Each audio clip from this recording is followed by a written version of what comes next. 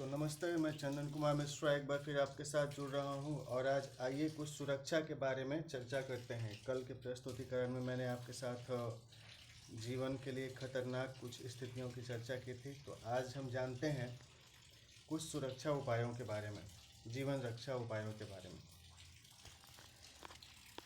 चूँकि जटिल जैव प्रक्रिया और जीवन वृत्त का जीवन यापन कर रहा मनुष्य या मानव ह्यूमन एक जोखिमग्रस्त, वल्नरेबल और जीवन संकट इंडेंजर्ड सजीव प्राणी है। अतः मानव जीवन के लिए संकटपूर्ण खतरों को प्रबंधित करते रहना चाहिए। मानव जीवन की सुरक्षा के लिए व्यापक तौर पर सुरक्षा व्यवस्था सेवा करते रहना चाहिए। चूँकि मनुष्य मानव एक नश्वर जैविक प्राणी है, अतः भारत सरकार और दुनिया की सरकारों द्वारा हमारे अपने मानव समाज के प्रत्येक जीवन की जीवन रक्षा के लिए आजीवन जीवन रक्षा सेवा प्राप्ति प्रबंध किया जाना चाहिए। व्यक्तिगत तौर पर हम सभी मानवों को हमें सोते उठते, बैठते, चलते फिरते, खाते पीते, आते जाते वस्तुओं और उपकरणों के अनुप्रयोग के दौरान सावधान रहना चाहिए। हमें मानवों के साथ शांति से बात, व्यवहार और सहयोग करना चाहिए। गाली गलौज और हाथापाई नहीं करना चाहिए। पुनः दोस्ताना और सहयोगी व्यवहार करना चाहिए। आपस में एक दूसरे से शांतिपूर्ण तरीके से किसी वस्तु का आदान प्रदान करना चाहिए। हिंसक, मांसाहारी और अन्य बलवान पशुओं के अनुसार सावधानीपूर्ण से अपनी सुरक्षा और समाज को सुरक्षा सेवा और सूचना देने का परस्पर व्यवहार करना चाहिए। हमें स्वस्थ, सुरक्षित, सावधान और चौकन्ना रहना चाहिए। हमें स्वयं भी किसी तरह से जख्मी हो जाने पर खुद स्वयं होश रहने पर अस्पताल, एम्बुलेंस से सहयोग प्राप्त करके, अपने चिकित्सा सहयोग प्राप्त करके अपना स्वास्थ्य जांच और इलाज उपचार करना चाहिए और अन्य व्यक्तियों की जीवन यापन और सुरक्षा में सहयोग करना चाहिए। जख्मी व्यक्तियों को अस्पताल पहुंचाकर उनका उपचार करने में सहयोग करना चाहिए। अन्य मानव लोगों को भी चिकित्सा सहयोग प्राप्त करके स्वास्थ्य जांच और इलाज उपचार में सहयोग करना चाहिए। क्योंकि अपने जीवन चक्र के दौरान विभिन्न कारकों से मनुष्य की मृत्यु होती रहती है, जैसे कि जन्म से पूर्व ही अनचाहा गर्भधारण पर असुरक्षित गर्भपात से मृत्यु हो सकती है। अतः विशेषज्ञ अस्पताल में और योग्य चिकित्सक से ही मरीज के स्वास्थ्य की सुरक्षा के लिए जांच और सुरक्षित गर्भपात के साथ अन्य स्वास्थ्य संबंधित उपचार करना, उपचार और होश आने, स्वास्थ्य ठीक होने और जीवन यापन में सहयोग कराना चाहिए। क्योंकि किसी प्रकार की दुर्घटना या आघात से घाव या जख्म होने के कारण दर्द, शरीर के किसी अंग के घायल होने पर काम नहीं करने से बेहोशी, अचेतन, निश्चेतना या पीड़ित की मृत्यु तक हो सकती है। अतः पर्याप्त समय तक विशेषज्ञ डॉक्टर द्वारा इलाज किया जाना चाहिए। क्योंकि कम उम्र में किसी कारण से गर्भधारण होने से संबंधित घाव और बीमारी से मृत्यु के खतरे हो सकते हैं। अतः मरीज के स्वास्थ्य ठीक होने तक उपचार करना चाहिए। क्योंकि गर्भावस्था में कुपोषण और बीमारी से जच्चा बच्चा की मृत्यु हो सकती है। अतः मरीज के स्वास्थ्य ठीक होने तक प्रसव पूर्व उपचार कराना चाहिए। चूँकि जन्म के समय प्रसव संबंधी जटिलता से माता या और नवजात शिशु की मृत्यु हो सकती है। अतः मरीज के स्वास्थ्य ठीक होने तक प्रसव पूर्व उपचार कराना चाहिए। क्योंकि प्रसव पश्चात शैशवावस्था में कुपोषण से माता या शिशु की मृत्यु हो सकती है। अतः स्वास्थ्य ठीक होने तक उपचार और संतुलित पोषण दिया जाना चाहिए। क्योंकि शैशवावस्था में बीमारी के संक्रमण से मृत्यु हो सकती है। अतः स्वास्थ्य ठीक होने तक उपचार और संतुलित पोषण दिया जाना चाहिए। चूँकि बाल्यकाल में या किसी भी उम्र में किसी हिंसक मांसाहारी जानवर द्वारा खा जाने के कारण मानव की मृत्यु हो सकती है, अतः मानवों को सुरक्षा सेवा प्रदान किया जाना चाहिए। चूँकि शैशवावस्था में दुर्घटनावश पालनकर्ता की गोद से या बिस्तर से गिर जाने पर शिशु की मृत्यु हो सकती है, अतः छोटे बच्चों को ध्यान से सुरक्षित तरीके से गोद में लेना चाहिए। चूँकि बचपन में सोते समय किसी संबंधी द्वारा जब दब जाने के कारण मृत्यु हो सकती है, अतः शिशुओं को ध्यान से सुरक्षित सुलाना चाहिए। क्योंकि किसी प्रकार के जहरीले कीड़े मकोड़े के काटने से मृत्यु हो सकती है, अतः मानवीय बसावट और पहुँच के क्षेत्रों से मानव के लिए खतरनाक जहरीले कीड़े मकोड़े को खत्म करना चाहिए। क्योंकि साफ सफाई और स्वच्छता के अभाव में रोगाणु के संक्रमण और बीमारी से मृत्यु हो सकती है। अतः व्यक्तिगत खान पान की, घर के आसपास और सामुदायिक स्थलों के कूड़े कचरों की साफ सफाई और स्वच्छता का प्रबंध किया जाना चाहिए। चूँकि खेलते समय दुर्घटना से जख्मी होने से हुए शारीरिक क्षति से मृत्यु हो सकती है, अतः सावधानी से खेलना चाहिए। चूँकि विद्यालय पूर्व शिक्षा, प्रारंभिक शिक्षा, माध्यमिक शिक्षा, उच्च शिक्षा या उच्चतर शिक्षा के लिए यातायात के दौरान दुर्घटना से मृत्यु हो सकती है, अतः सावधानी से मानव को सुरक्षित रूप से बचाकर यात्रा करना चाहिए।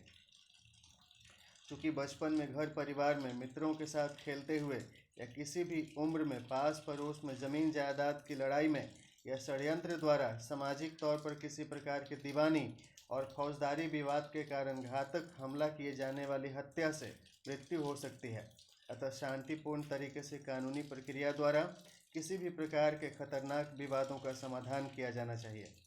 चूँकि गंदगी और प्रदूषण के कारण संक्रामक रोगाणुओं के उत्परिवर्तन के कारण अत्यधिक खतरनाक रोगाणुओं, बैक्टीरिया या वायरस के पनपने के कारण संचारी रोग उपज सकते हैं और इससे बहुत सारे लोगों के संक्रमित होने से मृत्यु भी हो सकती है।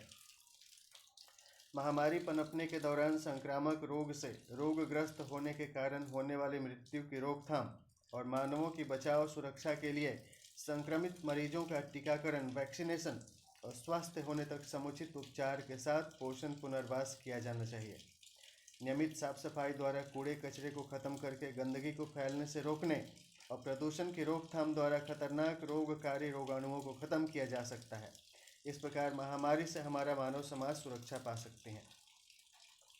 चूँकि अपने जीवन काल में कभी भी जहरीला संक्रामक खाना खाने या पानी पीने से मानव की मृत्यु हो सकती है, अतः सुरक्षित जीवन जीने के लिए सदैव ताज़ा बनाया हुआ, सुरक्षित तरीके से प्रसंस्कृत पौष्टिक खाद्य पदार्थ खाना चाहिए और वितरण करना चाहिए और लोगों को साफ शुद्ध पेयजल पानी पिलाना चाहिए। चूँकि समय पर भोजन नहीं मिलने के कारण कुपोषण और भूख से मृत्यु हो सकती है, अतः रोज नियमित अंतराल पर सभी मानवों को भरपेट पौष्टिक और सुरक्षित भोजन दिया जाना चाहिए। सर्वांगीण और सतत खाद्य सुरक्षा के लिए नियमित तौर पर प्रत्येक मानव और उपयोगी पशुओं व जैव विविधता के लिए खाद्य सुरक्षा बीमा आधारित खाद्य आपूर्ति सेवा प्रदान किया जाना चाहिए। चूँकि किसी भी प्रकार की प्राकृतिक आपदा, भूकंप, भूस्खलन, लैंडस्लाइड, ज्वालामुखी उद्गार, अतिवृष्टि, बाढ़, सुखाड़, तूफान, सुनामी, शीतलहर, लू या मानव जनित आपदा, युद्ध, दंगा, तोड़फोड़, प्रदर्शन, अफवाह फैलाकर या झूठा आरोप लगाकर भीड़ हिंसा में घातक हथियारों से हमला से घायल होने से, आपदाग्रस्त होने पर, लूटपाट के शिकार होने पर या एक्सीडेंट से घायल होने पर, बीच बचाव सुरक्षा विधि व्यवस्था के अभाव में, त्वरित बचाव और उपचार के अभाव में मानवों की मृत्यु हो सकती है। अतः अंतर्राष्ट्रीय, राष्ट्रीय और स्थानीय आपदा राहत सेवा प्रदाता संस्था और सुरक्षा बलों द्वारा समय समय पर किसी भी प्रकार की प्राकृतिक आपदा की खतरे का सर्वेक्षण और मौसम परिवर्तन की वैज्ञानिक आकलन के अनुसार समय रहते खतरा संभावित और प्रभावित क्षेत्रों में रह रहे मानवों को सुरक्षित स्थान पर परिवहन और पुनर्वास की जानी चाहिए। आपदा प्रबंधन और मानव जीवन सुरक्षा हेतु रिजर्व अतिरिक्त संसाधनों के आवंटन और व्यक्तियों की नियुक्ति द्वारा आपदा राहत की पूर्व तैयारी सुरक्षा व्यवस्था की जानी चाहिए। भूवैज्ञानिक, जियोलॉजिकल, टोपोग्राफिक सर्वेक्षण द्वारा भूकंप, भूस्खलन, लैंडस्लाइड और ज्वालामुखी उद्गार के संभावित खतरे की प्रबलता वाले क्षेत्रों को चिन्हित करते हुए आपदा रोधी मजबूत बुनियाद वाली भवन और आवासीय संरचनाएं निर्मित की जानी चाहिए। अतिवृष्टि से होने वाले जल जमाव से बचाव के लिए जल निकासी हेतु नालों का निर्माण और सड़कों का निर्माण, उराही और समय समय पर पुनर्निर्माण, मेंटेनेंस किया जाना चाहिए। ग्लेशियर वाले क्षेत्रों से निकलने वाली हिमनद से वैश्विक ताप वृद्धि के कारण अत्यधिक पानी के रिसाव का कारण नदियों में बाढ़ आ सकती है। इसके कारण मानवीय बसावट की भूमि, जमीन, मिट्टी जल निमग्न हो सकती हैं और जनजीवन अस्त व्यस्त व संकटग्रस्त हो सकता है। अतः नई नहर के निर्माण द्वारा अतिरिक्त जल प्रवाह को समुद्र में गिराने या मरुस्थल सुखाड़ प्रभावित क्षेत्रों तक पहुँचाने के लिए प्रबंध किया जाना चाहिए। इसके साथ ही मोटर, टरबाइन और अन्य तकनीकों द्वारा तेजी से जल निकासी की व्यवस्था की जानी चाहिए। सुखाड़ प्रभावित क्षेत्रों में जल आपूर्ति के लिए हिमनद से निकलने वाली नहर का निर्माण किया जा सकता है, 2020 में महामारी के साथ पूर्वी तटवर्ती भारतीय क्षेत्रों में एम्फन तूफान भी आया था। तूफान से घरों की करकट और खपड़े की छत उड़ गई थी। मिट्टी के घर ढह टूट कर गिर गए थे। पेड़ और बिजली के खंभे उखड़ गए थे। बहुत लोगों की चोट लगने से मृत्यु हो गई थी। पीड़ितों को पुनर्वास हेतु पक्के घर, जीवन यापन भत्ता खर्च, आजीविका पुनर्वास, स्वास्थ्य सेवा, मृतकों के आश्रितों को आर्थिक अनुदान, अनुकंपा, नियुक्ति और खाद्य सुरक्षा दी जानी चाहिए। समुद्री तटवर्ती क्षेत्रों में सुनामी की प्रबलता वाले क्षेत्रों में वॉच टावर के साथ समुद्र तक सुनामी के लहरों से प्राप्त अतिरिक्त जल निकासी के लिए गेट की सुविधा वाली तकनीकी और संरचना निर्माण में समुद्री तटवर्ती क्षेत्रों में ऊंची, लंबी, मोटी, मजबूत बांध के रूप में पक्की दीवार निर्मित की जानी चाहिए। शीतलहर और अत्यधिक ठंडे, सर्दी प्रभावित बर्फीले क्षेत्रों में रहने वाले लोगों के लिए वैज्ञानिक विधि से निर्मित अनुकूल आवास इग्लू में पक्की कोणीय छत, शौचालय, रसोई, जलापूर्ति, विद्युत हीटर, गर्मी प्राप्त करने के लिए आग जलाने के लिए सूखे ईंधन और खाद्य आपूर्ति भंडारण की सुविधा से युक्त शीशे लगी जालीदार बंद खिड़की और पक्के दरवाजे वाले पक्के मकान और जीवन यापन सुविधा प्रदान किए जाने चाहिए। आवश्यक चिकित्सा सुविधा भी त्वरित रूप से प्रदान की जानी चाहिए। गर्मी में गर्म, उष्ण, कम नमी वाली तीव्र हवा के संपर्क में आने से बाह्य त्वचा के झुलसने, प्लाज्मोलाइसिस, निर्जलन, डिहाइड्रेशन, ज्वर, बुखार, शरीर बदन में दर्द, आंव पड़ना, पतला पखाना होना, अपच और कुपोषण की बीमारी की समस्या हो सकती है। अतः मौसमी बीमारियों के उपयुक्त उपचार द्वारा मरीजों के जीवन की सुरक्षा की जा सकती है।